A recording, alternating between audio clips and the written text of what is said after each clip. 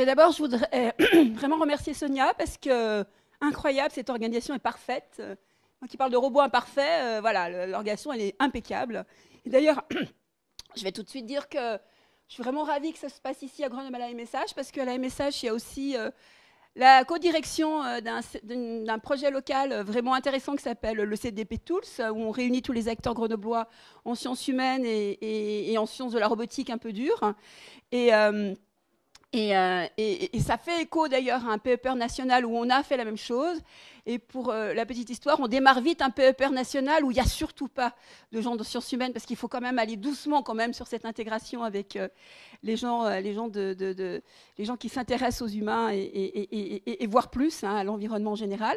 Mais grâce au CDP, j'ai pu découvrir, parce que Guillaume Morel, qui est un grand acteur de notre robotique française, est venu la semaine dernière et dans une journée du CDP, et il nous a parlé de Camille Nou. Alors voilà, vous avez Camille Nou que je ne connaissais pas, que j'ai découvert et qui, voilà, c'est un tout petit message, est une manière de rappeler que tout ce qui se passe ici est fortement collectif en France et à travers la France. Et d'ailleurs, je me suis rendu compte ce matin, et là c'est ma responsabilité personnelle, que j'ai oublié une vidéo très importante dans cet éloge de la fragilité, par Sérempidité. Vous voyez ce robot qui est là, qui faisait suite à des robots qu'on avait fabriqués ensemble au Fab Lab avec des tas de gens. Là, c'est même des étudiants avec un collègue qui ont inventé ce robot qui s'appelle Robert. Et puis après, on a essayé d'en faire quelque chose de vraiment solide.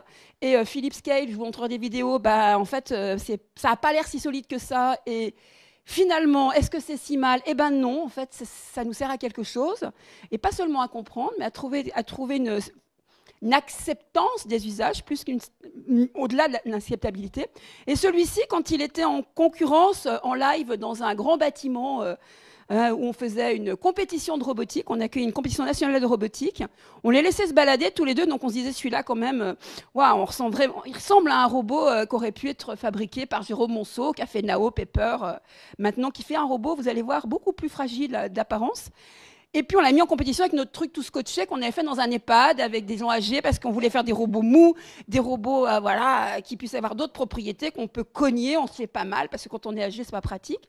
Alors ce qui est très intéressant, c'est qu'au bout d'une heure, celui-ci, il était entouré de gens, il avait quelque chose sur la tête, on l'avait habillé, tout le monde s'intéressait à lui, alors que l'autre, on disait « Oh, il a l'air bien », mais on s'y intéressait pas. Donc c'est ça qui nous a fait démarrer. Celui-ci aussi, on a fait une espèce de petite boule molle qui tombait tout le temps, qui marchait pas. C'était avec des enfants. Et en fait, évidemment, ils s'en sont pas servis comme on voulait qu'ils s'en servent, mais alors, ça a été très difficile de leur arracher le doudou. On voulait récupérer, on n'y est pas arrivé.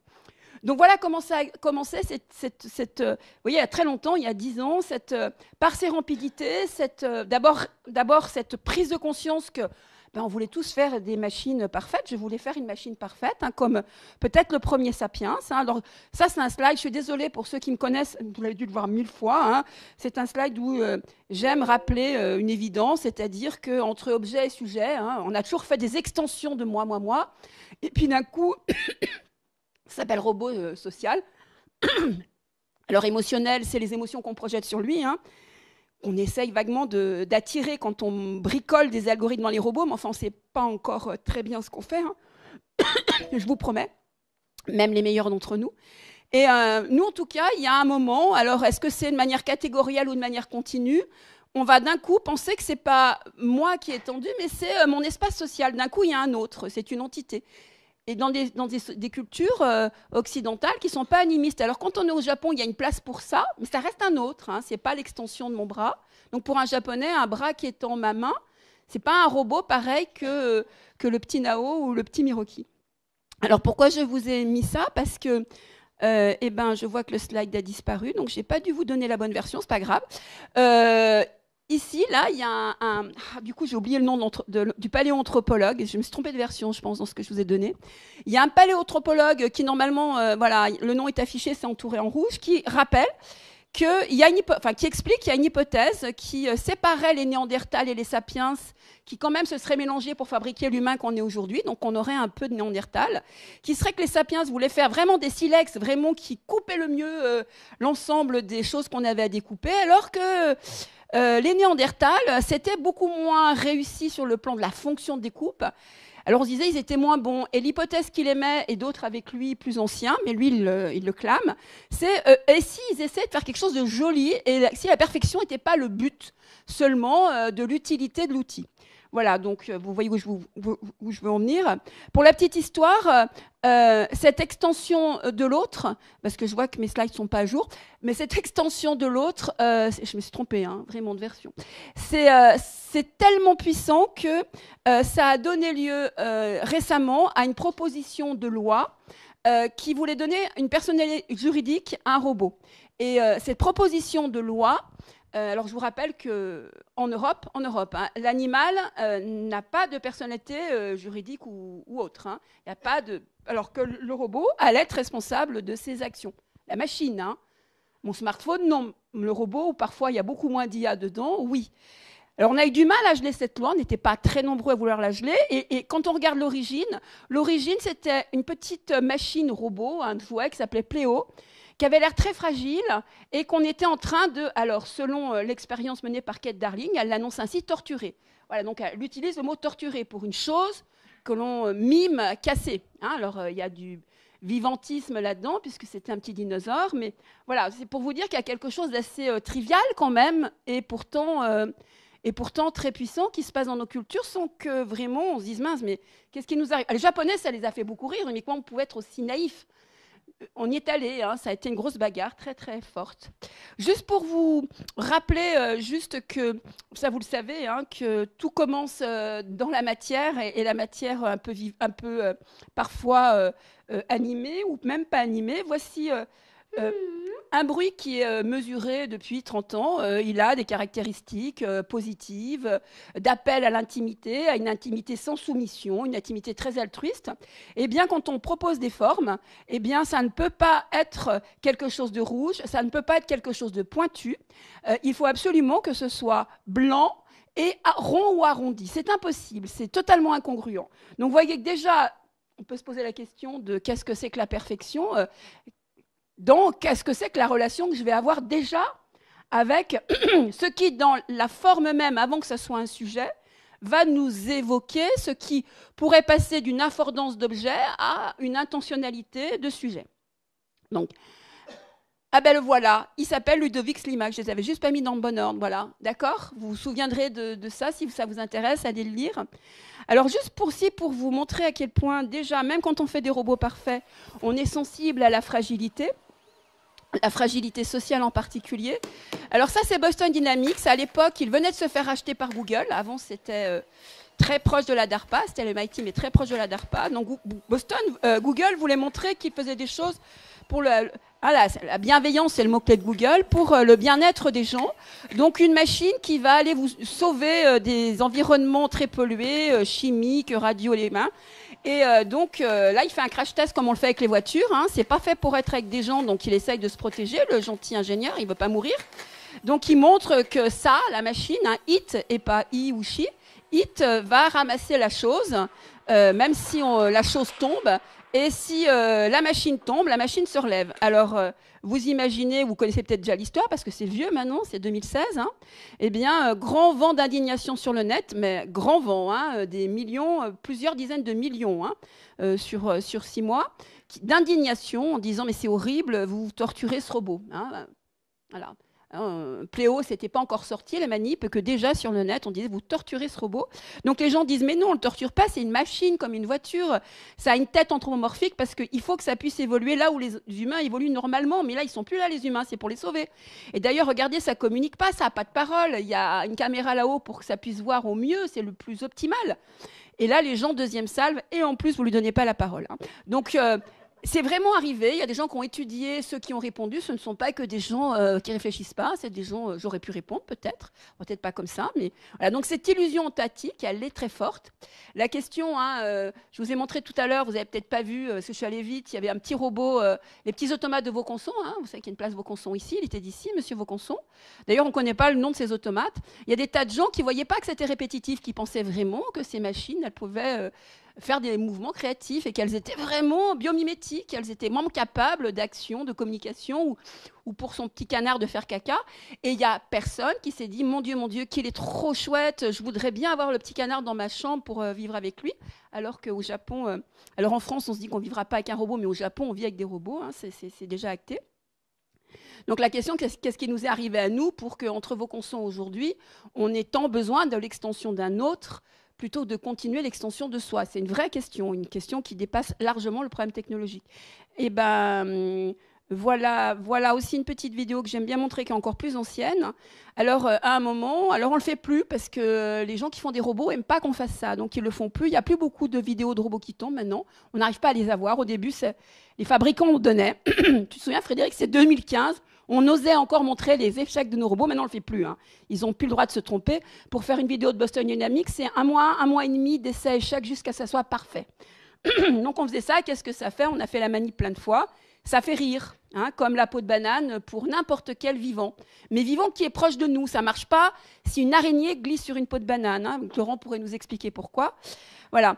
Et voilà, je vous disais à l'origine de cette décision de voir de l'entité animée chez cette machine qui n'a pas d'autre particularité d'IA que spécifique, qui a vraiment comme seule particularité qu'on projette un autre. Ça, c'est vraiment de la perception, c'est pas technologique. Eh bien, il y avait cette loi qu'on a eu du mal à geler. Elle est gelée, elle n'est pas annulée. S'il vous plaît, si elle revient, j'espère que cette fois-ci, nous serons plus nombreux à dire, mais raisonnons un peu. Donc, est-ce qu'un robot, alors ça s'appelle robot social ici, voire émotionnel, alors on n'ose plus trop utiliser ce mot, c'est bien que tu rappelles que c'est un mot qui est resté caché, planqué dessous, mais enfin il est là, il est sous-jacent. À un moment on parlait de robot émotionnel, hein. On a dit c'est mal, mais c'est bien comme ça que les gens les manipulent, hein. C'est en pensant qu'ils le sont. Alors, est-ce qu'on peut est-ce qu'on peut ne pas être social quand on est un robot? Eh bien, voilà, les gens avec qui on travaille dans la région Rhône-Alpes, il y en a certains qui disent « mon robot ne sera jamais social ». Eh bien si, quand il se balade dans un chariot qui se balade de manière automatique dans un couloir d'hôpital, les enfants vont l'embrasser et paf, ça s'arrête. Les gens agacés vont lui mettre des coups de pied, alors que le chariot de l'infirmier, ça n'arrive jamais. Ici, vous avez un robot qui range des choses dans un supermarché, hein, c'est un robot américain. Eh bien... pareil, ils voulaient que ça soit absolument pas social. Hein, c'est un robot de service, une machine de service, hein, comme dans les usines. Et ben si les gens le caressent, le touchent, et si le robot ne réagit pas et les évite pour pas les abîmer, hein, eh bien, mon Dieu, mais qu'il est horrible ce robot. Là aussi, on a fait des manips, on a montré que cet évitement purement calculable par pure sécurité d'éviter les gens pour que les algorithmes soient trop robustes, c'est perçu par certaines personnes d'une entreprise comme étant un déni de l'importance de leur rôle, et puis par d'autres comme une reconnaissance de l'importance de leur rôle qui fait qu'on est très très poli, etc. Alors que c'est que du calcul. Donc on ne peut pas empêcher le robot d'être social, hein. C'est impossible. Et vous le savez, vous l'avez entendu, ça a été très très médiatisé. Ça va jusqu'au fait que les robots qu'on porte sur soi, les cobots, qui apparaissent de plus en plus dans les usines, donc vous allez peut-être voir des démos de cobots aujourd'hui, il me semble qu'il y en a une, je ne sais plus, hein, ces cobots avec lesquels on collabore, parfois ils arrivent sur l'individu, hein, ça vient de l'augmentation de l'individu, et même quand on s'augmente d'une machine et qu'on part à la guerre avec, quand on revient et que sa machine est cassée, et qu'elle est cassée parce que le soldat, pour sauver sa peau, a laissé la machine se casser, il est en stress post-traumatique. C'est assez peu documenté, mais c'est documenté avec certitude. C'est vraiment des choses qui sont constatées. Et puis, on enterre les robots des mineurs, etc. Donc, pourquoi je vous parle de robots fragiles, imparfaits aujourd'hui? Parce que, comme je vous dis depuis le début, est-ce que le robot, c'est une réalité technologique? Alors oui et non, hein, pour trouver des différences entre un robot et une autre sorte de machine, c'est pas évident, il y a plein de définitions de la robotique. Et à chaque fois, on peut dire non, finalement, il n'y a pas tant de clarté technologique qui sépare une machine, objet, qui étant mon environnement ou mon corps, de quelque chose qui va se proposer comme étant un autre. D'ailleurs, robot social ici, robot pas du tout social à l'usine, et pourtant, quand il sort de sa cage, il a un impact sur la perception que les humains en ont. Amazon, qui a fait des machines pour aider les gens pour qu'ils aient moins mal au dos, dans des conditions extrêmement bien cadrées, fait que les gens ils disent qu'ils sont extrêmement malheureux et Amazon refuse de dire qu'ils sont malheureux parce que normalement, ils devraient être très heureux. Ils vont tomber beaucoup moins mal au dos. Pourquoi ils sont malheureux d'avoir un robot? Et ils le sont parce qu'ils ne le considèrent pas comme une machine, mais comme quelque chose. Hein, l'un d'entre eux, l'un des syndicalistes, disait c'est HAL qui commande l'ensemble du vaisseau sur lequel on est. Donc si la révolution cette révolution robotique, parce que c'est une révolution au sens où d'un coup ça s'est mis à pousser en 2010 alors que les machines étaient là, donc on s'est mis à les regarder en 2010, elles sont toujours pas chez nous, mais qu'est-ce qu'on les regarde, hein, qu'est-ce qu'on a comme engouement pour ces machines? Eh bien, peut-être que c'est quelque chose qui nous raconte, quelque chose qui arrive à notre société, à notre culture et à nos cultures, puisque c'est pas la même chose en Corée, au Japon, alors en Afrique et en Inde encore moins. Donc, si c'est vraiment un selfie de nous, il est vraiment important de comprendre ce que ça raconte sur nous.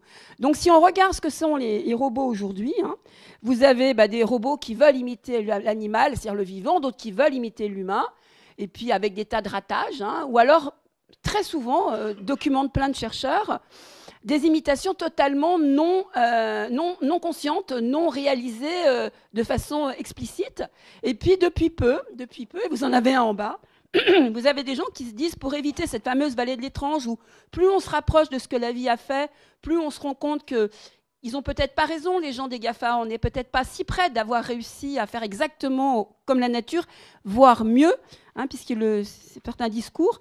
Et ils essaient de se mettre dans des parties de notre société où on a laissé notre imaginaire inventer des choses, bien sûr, qui ont du vivantoïde. Ah, 5 minutes. Ben alors je vais alors aller très très vite. L'absence de traits du visage. Voilà. Un cadre, mais vide. Bon. Un cadre vide qui n'a rien alors, c'est le cadre qui parle derrière, mais je vais parler encore plus fort parce que je ne sais pas l'arrêter. Comme image. Donc, juste là, je vous laisse lire. Hein. Vous avez un philosophe qui nous montre que les robots ont des problèmes de race. Globalement, tous les robots qui sont faits actuellement, hein, c'est 2020, sont blancs. Ils ont un problème de jeunisme, même de néoténie. Hein. Vous allez voir Pepper ou Nao. Nao, c'est un garçon en France, c'est une fille au Japon. Pepper, son petit cousin, c'est une fille en France, c'est un jeune garçon au Japon. Ils sont jeunes, ils sont en bonne santé, ils sont capables de soulever des poids. Ils ont des comportements relationnels parfaits. Alors, il y en a un qu'on connaît très bien, même s'il n'est pas physiquement matérialisé, c'est Alexa. Et Serge Tisseron va vous raconter à quel point c'est quand même inquiétant d'avoir quelqu'un qui ne va jamais s'énerver, jamais s'inquiéter, qui va toujours vous répondre avec la même bienveillance, alors que nous, on aurait tous craqué, même le meilleur d'entre nous. Et quand vous regardez, hein, je vous laisse lire ce que... Et à cet endroit-là, il y a une chose sur laquelle... Ce que pensent les... On va peut-être aller au suivant. Hein. Vous avez vu? Je voulais juste lire la dernière phrase. Dieu existe-t-il? Eh bien, je dirais pas encore, hein, nous dit le chef d'Amazon. D'accord? Donc, de Google, pardon. Donc, c'est très gênant, ce truc. Comment on peut l'arrêter? Ah! Ça y est, c'est arrêté. C'est fini. Donc moi, je vais juste vous montrer des robots qui sont extrêmement incapables de faire des choses. Donc c'est le seul robot que vous allez trouver autour de vous, vraiment implanté, durable. Ça fait bien 5 ou 6 ans qu'il reste dans les EHPAD. C'est une peluche qui bouge un peu. Hein. Et d'ailleurs, ils ont obligé de mettre des systèmes en place pour que les gens comprennent bien qu'on l'allume, hein, que c'est pas vivant. Et en fait, la conséquence de l'utilisation de cette peluche, c'est que les personnes les plus fragiles, en prenant soin de cette peluche, ont moins besoin qu'on prenne soin d'eux. Ils sont beaucoup moins fragiles. Hein. Là, ça va recommencer. Là, je vous montre justement Tinao, qui a été développé par la même personne qui fait Miroki. Hein. Et là, vous avez un film qui a été fait. Donc, c'est de la scénarisation d'un monsieur qui s'appelle Yves Gély, et qui montre qu'en fait, la fragilité de ce robot, ça permet à des gens fragiles... Alors, là, je vous ai pris des gens avec étiquette fragile marquée dessus. Donc, nous, on travaille avec des gens âgés. Il est écrit fragile dessus. Mais enfin, vous savez que la fragilité, on la partage tous, même les plus forts d'entre nous. Hein, simplement, là, on n'est pas identifié, mais on est aussi en capacité d'être abîmé par ces robots parfaits. Là, vous avez des robots qui sont totalement inutiles et incompétents. Je ne sais pas s'ils vont vouloir se déclencher. Si, oui. Voilà. Et en fait, c'est au Japon parce que, comme je vous disais, nous, on s'est posé la question il y a une dizaine d'années, et puis depuis 5-6 ans, au Japon, c'est carrément devenu un thème de recherche de travailler sur les robots qui ne sont pas compétents, qui sont fragiles, qui n'arrivent à rien faire, parce qu'ils se sont rendus compte que c'était un excellent moyen de renvoyer à l'humain le fait que les machines que nous fabriquons, elles sont comme nous, elles ne sont pas parfaites. Et du coup, ça crée des liens, puisqu'il faut les aider, ces machines. Bon, j'ai fini là, j'ai fini. Je peux avoir une petite minute en plus? Merci. Alors, est-ce qu'il va démarrer? Parce que j'ai des petits problèmes transparents quand même, hein, regarde. Ça ne veut pas démarrer. Écoutez, ce n'est pas grave, vous le verrez aujourd'hui dans un atelier. C'est un robot qui, si vous le poussez, ne le poussez pas. Hein. Si vous le poussez, il tombe, hein, d'accord? Donc, il ne peut pas vous blesser, même si vous rentrez dedans. Hein. Et puis, pareil, tout ce qui est articulé chez lui est très fragile. Ne le touchez pas. Donc, ici, je vous montre une dame qu'on a mis avec un robot depuis un petit moment. C'est un peu fort, mais... Alors, vous allez voir, on ne l'a pas fait exprès au début. Là, on le fait exprès. En fait, on voulait faire un robot parfait, et puis on était encore aux commandes à ce moment-là. Mais pourquoi ça ne marche pas, ça? On met le bon, poste tant pis. de... Bon, je voudrais au moins que vous voyez celle-ci. Et en fait, comme il n'arrête pas de se planter, ce robot, parce qu'on pédale derrière pour le télécommander, cette dame, qui est arrivée à un moment de sa relation où elle a commencé à interagir avec la machine. Comme ça, si jamais je fais des bêtises... Une dame très fragile. Voilà, là, elle lui avoue qu'elle fait des bêtises. Non, recule. Elle l'aide, elle récupère son erreur. C'est rare en informatique que l'usager récupère l'erreur. Et vous avez vu qu'après avoir lui donné un ordre, elle revient sur... Alors, on n'a pas eu le temps. Elle revient sur une prosodie qui montre qu'elle a encore plus d'attachement à cette machine, alors qu'elle sait très bien que c'est une machine. On a vérifié derrière. Et elle reprend fortement confiance en elle-même. Et paradoxalement, elle a plus confiance dans le robot maintenant qu'il se plante et qu'elle peut récupérer ses erreurs avec lui. Alors, je vais pas vous montrer les autres. Ça, vous verrez Philippe Scale qui vous montrera comment. Alors, ça aussi, c'est par sérendipité. On voulait faire un robot costaud. On y arrive un peu, mais on fait aussi ce robot qui a l'air très hésitant, très fragile. Enfin, on voit qu'on peut le casser. Il a travaillé là-dessus. Il a montré que juste le faire bouger dans une pièce, en ayant l'air fragile ou pas, ça ne donne pas du tout la même perception. Donc, je vous laisserai voir. Alors, pareil, je vous laisserai voir avec... il va falloir accélérer. Oui, c'est fini. Je vous laisserai voir avec Romain. Vous verrez aussi que, pareil, quand on a cette petite chose-là que vous verrez en bas de pied, dans un milieu qui est un milieu où la fragilité, pareil, c'est comme dans un EHPAD, quand on est patient à l'hôpital...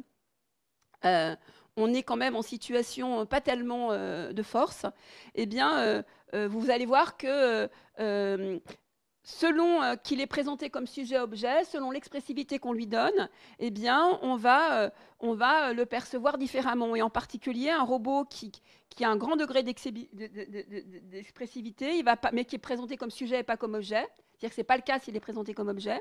Alors, il vous expliquera comment subtilement et discrètement, avec des signaux très faibles, on suggère que c'est un objet. Eh bien, il est perçu plus flexible, il inspire plus confiance et il paraît moins sûr de lui. Vous voyez l'analogie avec ce qu'on avait trouvé et il est plus rassurant. Donc, ça veut dire, quelque part, qu'on manipule encore mieux les gens. Donc, je finis là-dessus. Ça, c'est un truc qu'on avait fait. On avait fait une conf en 2014 et les gens qui étaient là autour, les journalistes autour qui avaient fait ce croquis, ils disaient, mais... Voilà, c'est quand même un peu inquiétant, un robot super costaud qui est à côté de nous. Oui, on avait déjà dit en 2014 que oui, on allait très mal vivre avec les robots si ils sont parfaits, alors que leur fragilité, c'est peut-être le meilleur moyen de recréer du lien et donc peut-être encore plus de les manipuler, c'est-à-dire d'être encore plus dangereux. Mais au moins, on peut le mesurer. Et on peut au moins avoir une observation éthique un peu moins naïve et aveugle sur ce qui va se passer. Donc, j'ai fini. Et juste, pour ceux qui ne connaissent pas Humanibot, c'est des choses qu'on fait à la MSH. On fait des séminaires réguliers avec plein de gens différents. Et là, le prochain, c'est le 11 juillet. C'est en ligne, c'est gratuit, c'est à 12h15 et c'est ouvert à tout public.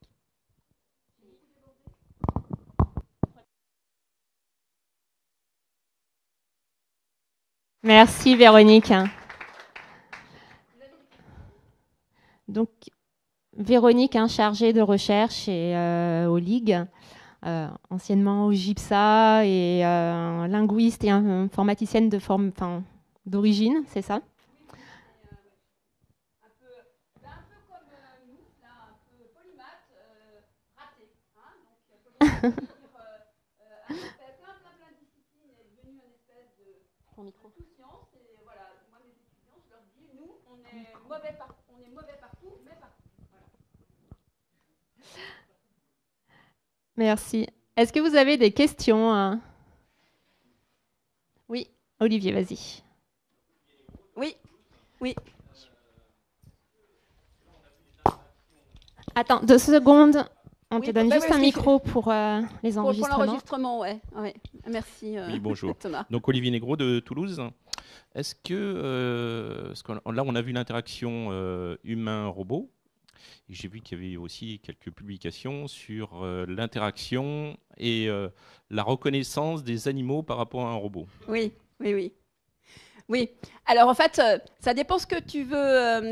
Est-ce que tu veux parler d'interaction d'un animal avec un robot ou c'est ça, hein? Oui, il y a plein de choses là-dessus. Alors déjà pour commencer, hein, tu connais forcément quelqu'un qui depuis 2013 a un robot aspirateur chez lui. Pour mémoire, pour information, quand les gens sont un peu âgés, on ne peut pas leur changer le robot aspirateur en entier. J'ai gardé la caisse du dessus parce que les gens ont l'impression qu'on leur a enlevé quand même quelque chose. Donc l'animisme est là. Et sur beaucoup d'aspirateurs, les chats montent. Et quand tu leur enlèves le robot et que tu le changes, il y a une petite étude qui est en train de sortir. Ils ne supportent pas que ça ne soit pas le même. C'est c'est celui-là. Ce n'est pas cette marque-là, c'est celui-là. Voilà. Après, il y a d'autres choses où on se rend compte que, par exemple, avec un chien, il y a certains mouvements qui sont très inspirants d'illusions empathiques pour nous parce qu'on arrive à y trouver quelque chose de vaguement biomimétique. Alors pour le chien, non, c'est pas assez. Voilà, donc on voit que cette volonté de voir du vivant partout, de l'entité partout, il faudrait étudier ça, hein. D'ailleurs, c'est pour ça qu'on a fait cet axe. J'espère qu'on va arriver à ça à un moment. Nous, on avait voulu commencer, et puis c'est long à faire, on ne peut pas tout faire dans une seule vie. Mais oui, il faudrait voir justement à quel moment ce désir de voir de la vie par rapport au fait que oui, c'est vraiment biomimétique ou juste c'est comme la balle qui rebondit en dessin animé, elle n'a rien à voir avec la physique, mais on a envie de la voir rebondir et ça fonctionne. Ça ne marche pas, c'est chez un cheval, ça. Hein. Tu fais rebondir une balle en dessin animé, elle ne la voit pas rebondir. Nous, on la voit rebondir. Voilà. Donc, qu'est-ce qu'est la part du désir de voir du biomimétique, du vivant? Et quelle est la part de réalité biophysique? Je pense que seul l'animal, mais encore avec des degrés de culturalisation différents, pourra nous répondre. À quel moment il s'est rapproché tellement de nous qu'il est peut-être capable de voir du biomimétique là où il n'y en a pas, comme nous? Parce que j'avais vu une vingtaine d'années, je crois que c'est le professeur Kaplan, qui regardait l'interaction entre justement des robots et des chiens et voir s'il était perçu comme une menace ou pas lorsqu'il s'approchait de sa gamelle et des choses comme ça. Alors oui, et depuis, ce qui est bien, c'est qu'on a beaucoup avancé sur la perception animale. C'est-à-dire qu'on a compris qu'il y avait dans la gestualité énormément d'informations subtiles qu'on n'avait pas encore compris avant, dans le regard aussi. Donc il y a des choses qui sont refaites depuis, hein. En plus, Kaplan, c'était à l'époque du chien Sony, alors voilà, ça tombait bien. Et on les a enterrés il n'y a pas longtemps, hein, les chiens Sony au Japon, parce que ça y est, c'est fini. Mais ils se sont fait un grand enterrement national.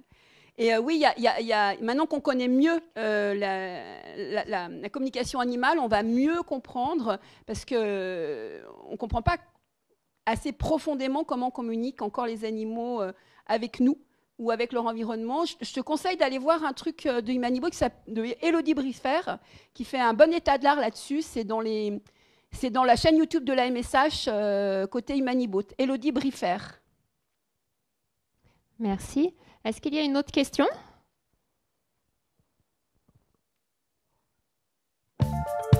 Non? Bon, merci beaucoup, Véronique.